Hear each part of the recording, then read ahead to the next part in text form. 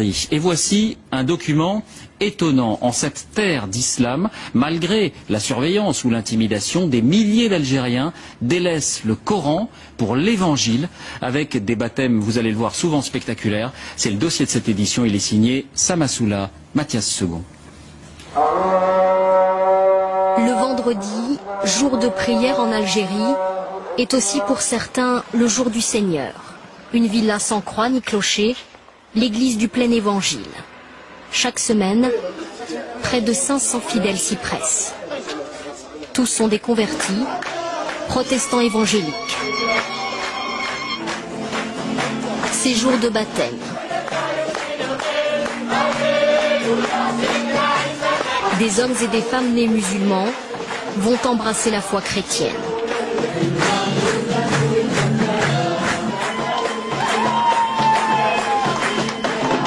Tous les talents moi, 14 personnes.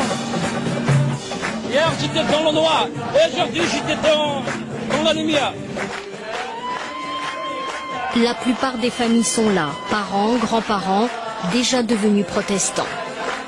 Il serait ainsi 30 à 100 000 à travers l'Algérie. L'œuvre de missionnaires évangéliques étrangers, aussi discret qu'efficace, mais pas seulement. J'ai découvert Jésus à la télévision, ça m'a touché. Ça fait 2 mois que je suis convertie, comme mes enfants. 10 chaînes de télévision chrétiennes atteignent ainsi les populations les plus reculées. C'est la force de l'offensive néo-évangélique en Algérie. Alléluia, Alléluia. Si ces convertis-là ont choisi d'afficher leur nouvelle foi, d'autres préfèrent rester discrets. Dans l'islam, renier sa religion, c'est encourir la mort. Et cela porte un nom, l'apostasie. On a tout le temps de mauvais regards sur nous qui sont fixés comme ça. On nous regarde de mauvais œil et nous... Bon, le manque de respect, je ne peux pas y aller jusqu'ici. Mais ils sont contre. Pour eux, on a renié la religion et on a oublié complètement nos racines. Cet homme, très inquiet de nous parler, était jusqu'à sa conversion un fonctionnaire très bien noté. C'est par la haine envers les chrétiens que j'ai perdu mon travail. Ils nous accusent de faire le prosélytisme, mais c'est archi fou.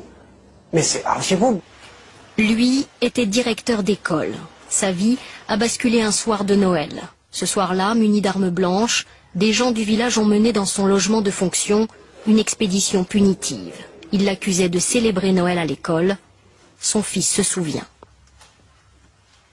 Le voisin nous a dit 2-3 fois une phrase que je ne vais pas oublier.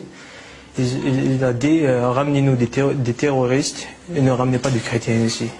Je me suis dit c'est la fin. Avec des armes blanches devant ma porte et moi j'ai mes mains vides. Ils vont arracher la porte puis ils vont nous tuer là-dedans. Moi j'imaginais le pire, j'ai imaginé c'était un bain de sang qui va se passer là-bas. Après 28 ans de carrière, le directeur d'école a été radié de l'éducation nationale. C'est pas moi seulement qui ai été frappé, c'est le christianisme, pour c'est-à-dire donner un exemple. Voilà, celui qui est comme celui-là, on va le frapper, on va le mettre dehors. Une telle violence à l'égard des chrétiens reste toutefois rare, surtout en Kabylie, où le phénomène est le plus ancien. À la sortie des mosquées, la question n'est pas taboue.